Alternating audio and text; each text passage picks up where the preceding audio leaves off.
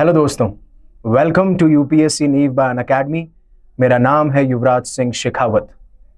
Six for Justice, जो कि एक बैंड प्रो खालिस्तानी ऑर्गेनाइजेशन है, एक इंडिया का एक्ट है, unlawful activities and prevention act, उसके तहत। और सबसे पहली बार 2019 पे इसके ऊपर बैन लगाया गया।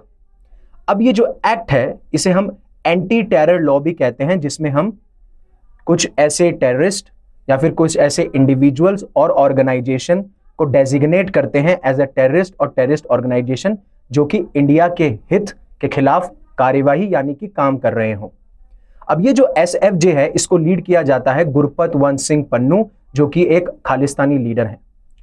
अब इसके ऊपर पहले से बैन लगा हुआ था। अब उस बैन को और 5 साल एक्सटेंड करने के लिए 8 जुलाई 2024 को मिनिस्ट्री ऑफ होम अफेयर्स एक नोटिफिकेशन रिलीज करती है और उसके तहत इसके ऊपर बैन को एक्सटेंड कर दिया जाता है। बट उसके बाद में सेंट्रल गवर्नमेंट जो है एक ट्रिब्यूनल का गठन करती है, जिसका नाम है unlawful activities and prevention tribunal, जिसके तहत हम यह आइडेंटिफाई कर सकें कि हमारे पास में सफिशिएंट प्रूफ्स हैं, एविडेंसेस हैं कि हम क्यों इस बैन को एक्सटेंड कर रहे हैं। और अगर बात मानूं तो जो ये ट्रिब्यूनल है उन्होंने भी कंफर्म कर दिया है कि अब इसका जो बैन है उसको 5 साल और एक्सटेंड किया जाए, राइट। और जो एविडेंसेस दिए गए इंडियन गवर्नमेंट के द्वारा वो बहुत कंपेलिंग थे। बट सबसे बड़ी बात यह है कि हमें यह पता चला है उन एविडेंसेस से, उन डिस्क्लोजर से, कि कैसे एसएफजे, जो कि एक बैंड ऑर्गेनाइजेशन है, टेररिस्ट ऑर्गेनाइजेशन है, वो अपना एक प्रोपेगेंडा या फिर ऐसा कैंपेन चला रही है जिसके थ्रू वो काफी लोगों को थ्रेट देती है। किस तरीके से वो किल इंडिया कैंपेन चलाती है, किस तरीके से पॉलिटिशियंस हों या फिर पुलिस ऑफिसर्स हों, उनको और उनकी फैमिलीज को टारगेट किया जा रहा है, राइट। तो आगे बढ़ने से पहले हम इन सारी चीजों के बारे में जानेंगे। अनअकैडमी आपके लिए लेके आए इस साल की पहली स्कॉलरशिप, जो कि होने वाली है जनवरी 12 को 11 और 5 बजे, जिसमें कि आप 90% तक स्कॉलरशिप अवेल कर सकते हैं। उसके साथ साथ में आप लैपटॉप्स और साथ साथ में आप स्मार्टफोन्स भी जीत सकते हैं। और आप एक बार किसी कोर्स में एनरोल हो जाते हैं, जैसे कि आगाज 2027, तो आपको बाकी सारे बैचेस का भी एक्सेस मिलता है, जैसे वो आरंभ 2026 हो, इग्नाइट 2026 हो या फिर शिखर 2026 हो, राइट। अब कैसे वो अपने कैंपेन्स को चलाती हैं, क्या उनका मेमोरेंडा रहता है, राइट, किस तरीके से उनका प्रोसीजर रहता है, उस सारों के बारे में हम बात कर लेते हैं। तो एसएफजे मतलब जब गवर्नमेंट यूएपीए ट्रिब्यूनल के अंदर अपने एविडेंसेस को सबमिट कर रही थी, तो उसमें यह कहती हुई पाई गई कि इनके पास में उन पॉलिटिशियंस, कॉप्स और उनके बच्चे कहां रिसाइड कर रहे हैं, कहां पढ़ रहे हैं, उन सब की डिटेल्स हैं। हम जानेंगे कि क्यों ये उनके पास में डिटेल्स हैं और किस तरीके से ये थ्रेट करते हैं हमारे इंडियन ऑफिशियल्स को, चाहे वो लॉ एनफोर्समेंट ऑफिसर हों, इन्वेस्टिगेटिव ऑफिसर्स हों या फिर हमारे इंडियन पॉलिटिशियंस हों, राइट। तो गवर्नमेंट ने बताया कि किस तरीके से एसएफजे जो है वो एंटी इंडिया प्रोटेस्ट को डिफरेंट कंट्रीज में कंडक्ट कराती है, चाहे से वो यूएस हो, यूके हो या फिर कनाडा हो। और इसमें सबसे बड़ा अहम रोल होता है पाकिस्तान का, क्योंकि पाकिस्तान एक्टिवली सपोर्ट करती हुई नजर आती है। और जो पाकिस्तान की स्पाई एजेंसी है आईएसआई, वो बहुत ज्यादा जो लूप होल्स हैं उसको भी आइडेंटिफाई करती है और इस तरीके से वो एसएफजे को सपोर्ट करती है।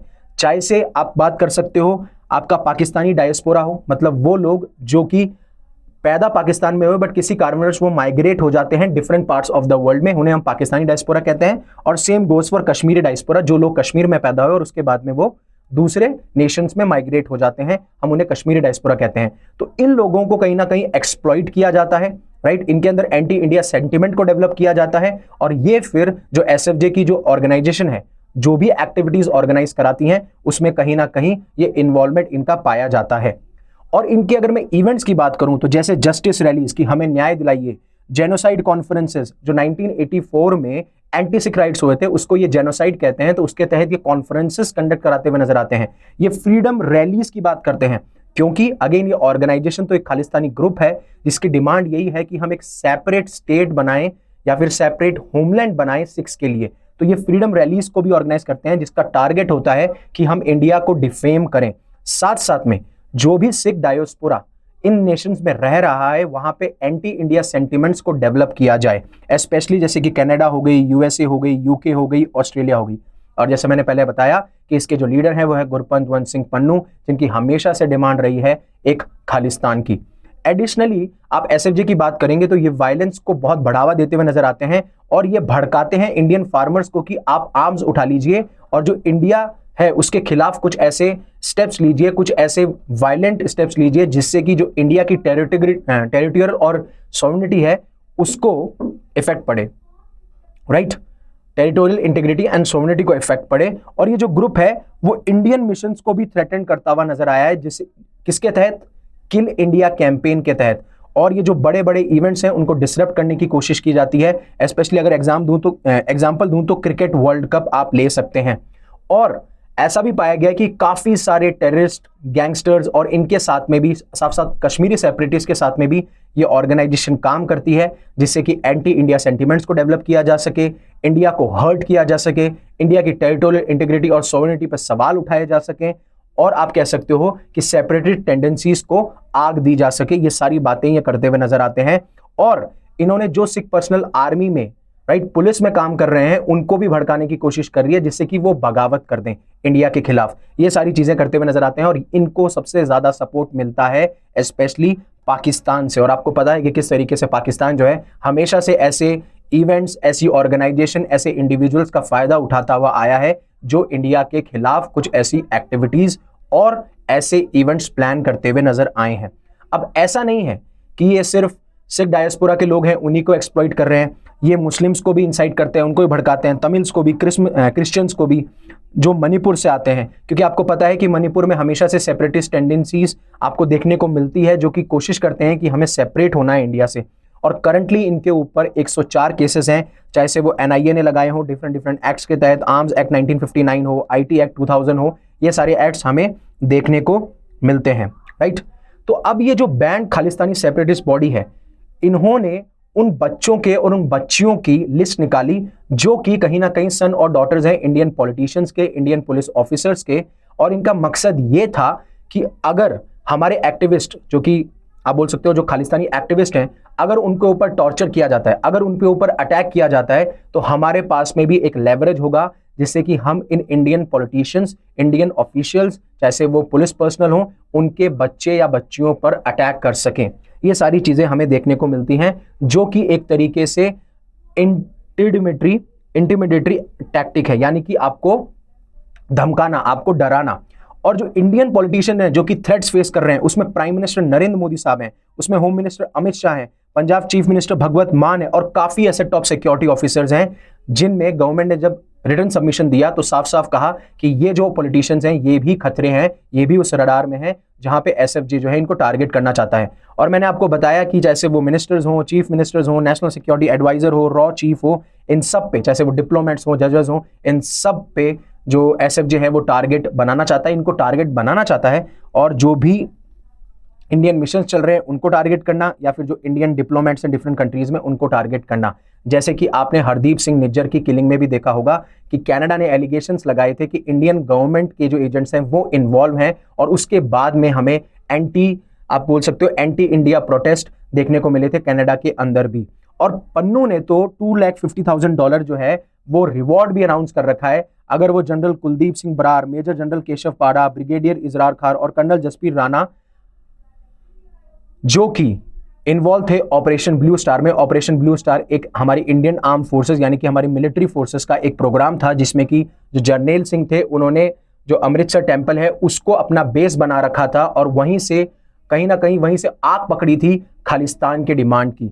और जब हमारी सरकार उस टाइम जो इंदिरा गांधी जो प्राइम मिनिस्टर थी, उन्होंने ऑर्डर दिया था कि इन लोगों को आप एलिमिनेट कीजिए, और उसे हम ऑपरेशन ब्लू स्टार कहते हैं। इसमें ये सारे लोग इन्वॉल्व थे, इसलिए पन्नू जो है वो एक रिवॉर्ड अनाउंस करते हैं, अगर आप इन लोगों को मारेंगे तो आपको मैं ये रिवॉर्ड देता हुआ पाया जाऊंगा।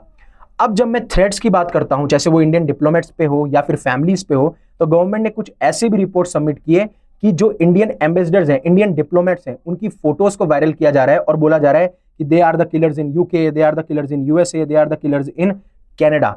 और उनको ब्लेम किस लिए किया जा रहा है? उनको ब्लेम किया जा रहा है हरदीप सिंह निज्जर की किलिंग के लिए, जो कि मैंने आपको बताया। मैं आपको एक फैक्ट आगे और बताऊंगा कि किस तरीके से हरदीप सिंह निज्जर की किलिंग में जो इन्वॉल्व थे उनके ऊपर क्या कार्यवाही हुई और कैसे ये सारे के सारे जो ब्लेम हम पे लगाए जा रहे हैं, हम पे जो एक्यूजेशन एलिगेशंस लगाए जा रहे हैं वो बेबुनियाद है। तो इसी वजह से जो Indian diplomats different different countries में सर्व कर रहे हैं उनको वल्नरेबल बनाता है, उनको कमजोर बनाता है। और अब तो उनके पास में उनके बच्चों की और बच्चियों की लिस्ट भी है। तो कहीं ना कहीं ये अटैक है पूरी एक इंडियन ब्यूरोक्रेसी पे, स्पेशली इंडियन फॉरेन सर्विसेज में जो भी आपके ब्यूरोक्रेट्स हैं, राइट। तो एसएफजे एक्टिविस्ट जो है वो प्रो खालिस्तानी या फिर एंटी इंडिया स्लोगन्स को होल्ड करते हुए नजर आते हैं। खालिस्तानी फ्लैग्स को होल्ड किया जाता है और जो इंडियन फ्लैग है उसको नष्ट किया जाता है, डेसिक्रेट किया जाता है। और साफ साफ सी बात बताऊं आपको, जो न्यूयॉर्क में यूनाइटेड नेशन के हेडक्वार्टर हैं वहां पे आपको ये प्रोटेस्ट ज्यादा देखने को मिलेगा। आउटसाइड द इंडियन मिशंस भी आपको देखने को मिलेगा, चाहे यूएसए हो, यूके हो या फिर वो ऑस्ट्रेलिया हो, राइट। और जैसे मैंने आपको बताया कि जो 4 लोग निज्जर मर्डर केस में अक्यूज थे उनको कनाडा ने अभी कनाडा के डिपार्टमेंट ऑफ जस्टिस ने कुछ डॉक्यूमेंट्स फाइल किए हैं, उसके तहत उनको बेल ग्रांट कर दी गई है। तो कहीं ना कहीं एक भारत के लिए जीत है कि जिन लोगों को भी आपने अक्यूज किया, जिन लोगों को फिर आपने एलिगेशन लगाए, उनको भी आपने बेल दे दी। ना आपके पास में एविडेंसेस हैं या फिर कोई आपके पास में ऐसे प्रूफ्स हैं जिससे ये पता लगता हो कि इंडियन गवर्नमेंट एजेंट्स जो थे वो इस पूरी किलिंग में इन्वॉल्व थे, राइट। तो होपफुली आपको ये पूरा लेक्चर समझ में आया होगा कि पहले कैसे ये ऑर्गेनाइजेशन बैन थी, किस एक्ट के तहत थी, और सबसे बड़ी बात ये कैसे किल इंडिया कैंपेन चला रही है, क्या क्या जो इंडियन गवर्नमेंट ने डॉक्यूमेंट सबमिट किए आपके unlawful activities and prevention act tribunal के तहत, उससे पता चलता है कि एसएफजे कैसे कैसे अपने इवेंट्स को ऑर्गेनाइज करती है, कैसे इनका मेमोरेंडम है, मेमोरेंडम ऑफ प्रोसीजर आप कह सकते हो, या फिर क्या कैसे इनके स्टेप्स रहते हैं, पाथ्स रहते हैं जिसकी वजह से ये अटैक करते हैं और एंटी इंडिया प्रोटेस्ट चलाते हैं, साथ साथ में ये ऐसे सेंटिमेंट्स को प्रवोक करते हैं या फिर बढ़ाते हैं जो कि इंडिया के खिलाफ हो। तो अगेन, अगर आप प्रीलिम्स की तैयारी कर रहे हैं और आपको प्रीलिम्स में एनरोल करना चाहते हैं तो अनअकैडमी आपके लिए लेके आए प्रीलिम सक्सेस प्रोग्राम 2025, जिसमें आपको कंप्लीट सिलेबस कवरेज मिलेगी, 20 प्रीलिम्स मॉक टेस्ट मिलेंगे, कंप्लीट करंट अफेयर रिवीजन मिलेगा, डेडिकेटेड डाउट सॉल्विंग मिलेगी। और अगर आप मेंस निकाल चुके हैं तो आपकी फाइनल हर्डल है इंटरव्यू। अगर आप प्रिपेयर करना चाहते हैं हमारे साथ तो डिस्क्रिप्शन में आपको लिंक मिल जाएगा। और कोर्स खरीदने से पहले आप भूलिएगा मत, मेरा कोड जरूर यूज कर लीजिएगा, that is YUVI50, that is YUVI50, जिसमें आपको मैक्सिमम डिस्काउंट मिलेगा। So again, thank you very much for giving me your precious time. अगर आपको लेक्चर पसंद आया तो प्लीज़ इसे लाइक कीजिए, और अगर इस लेक्चर ने आपकी लाइफ में वैल्यू ऐड करी, आपको लगता है किसी और की लाइफ में वैल्यू ऐड कर सकता है, तो इसे शेयर कीजिए, और ऐसे ही रेगुलर कंटेंट के लिए इसे सब्सक्राइब कीजिए। Again, thank you very much for giving me your precious time. Stay safe, stay happy, शब खैर।